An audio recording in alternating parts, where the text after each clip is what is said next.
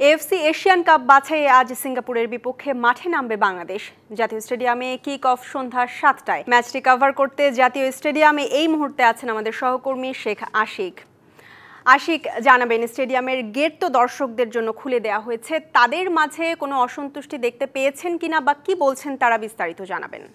ঈশিতা অসঙ্গতির কথা বলছিলেন, আমি অসঙ্গতি দিয়েই শুরু করি। সেটা হচ্ছে স্টেডিয়ামে দর্শক প্রবেশ করছে, কিন্তু এর মধ্যে অসংখ্য দর্শক যারা আসছেন তারা অনলাইন থেকেই টিকিট কিনেছেন, কিন্তু যখন গেটে স্ক্যান করা হচ্ছে বলা হচ্ছে যে এই টিকিটগুলো ফেক বা ভুয়া টিকিট, এবং সেই ভোগান্তিটা তারা দূর দূরান্ত থেকে এসেছে। আমার অনেকের সঙ্গে কথা হয়েছে, 5 জন এসেছেন সিলেট থেকে, এমন বাংলাদেশের বিভিন্ন অঞ্চল থেকে এসেছেন যারা তারা হচ্ছে টিকিট কিনেছেন অনলাইন থেকে, এবং অনলাইন থেকে টিকিট কেনার পর সেই টিকিট নিয়ে যখন এসেছেন বলতেছে যে এই টিকিট দিয়ে মাঠে প্রবেশ করা যাবে না। এমন 2-1 সঙ্গে আমরা কথা বলি। ভাই, আপনার সঙ্গে আসলে কি ঘটেছে? আমি স্ক্যান করার পর তারা বলতেছে আসলে এটা ফেক। আমি আসলে বুঝতেছি না। আমি সকালবেলা বের হয়েছি খেলা দেখবো, আমি টিকিট বাহির থেকে কিনছি, 400 টাকার টিকিট আমি 2000 টাকাতে কিনছি, কিন্তু এই জায়গায় যখন আসলাম 1.5 ঘন্টা আমি লাইনে দাঁড়িয়েছিলাম।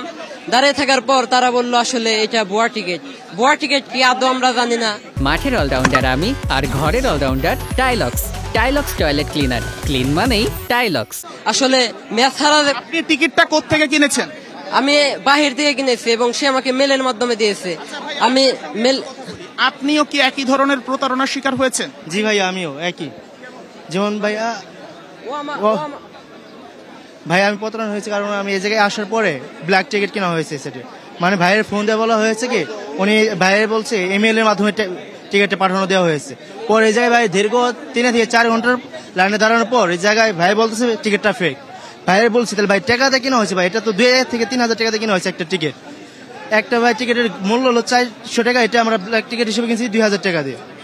ঈশিতা, এমন অনেকের সঙ্গে আমরা কথা বলছিলাম যারা আসলে টিকিটটা কিনেছেন এবং কেনার পর সেই টিকিট দিয়ে আসলে মাঠে ঢুকতে পারছেন না, এবং আমার অন্তত 10 থেকে 15 জনের সঙ্গে কথা হয়েছে, দেখা হয়েছে, এবং যাদের সাক্ষাৎকারও আমি নিয়েছি, যে প্রত্যেকেই একই ধরনের প্রতারণার শিকার হয়েছেন এই বাংলাদেশ সিঙ্গাপুর ম্যাচের টিকিট কাণ্ড ঘিরে। তো এমন প্রতারণা যেহেতু এখন পর্যন্ত অনেকের সঙ্গে দেখা হয়েছে, এবং আমার কাছে মনে হচ্ছে যে এমন আরো ঘটনা দেখা যাবে, এবং ইতোমধ্যে ফেসবুকের বিভিন্ন গ্রুপগুলোতেও কিন্তু এইভাবে বিজ্ঞাপন দিয়ে টিকিট বিক্রি করা হচ্ছে, এবং শেষ পর্যন্ত সেই টিকিটগুলো কিনে তারা যখন মাঠে আসছেন প্রমাণিত হচ্ছে বা দেখা যাচ্ছে টিকিটগুলো ভুয়া। ঈশিতা।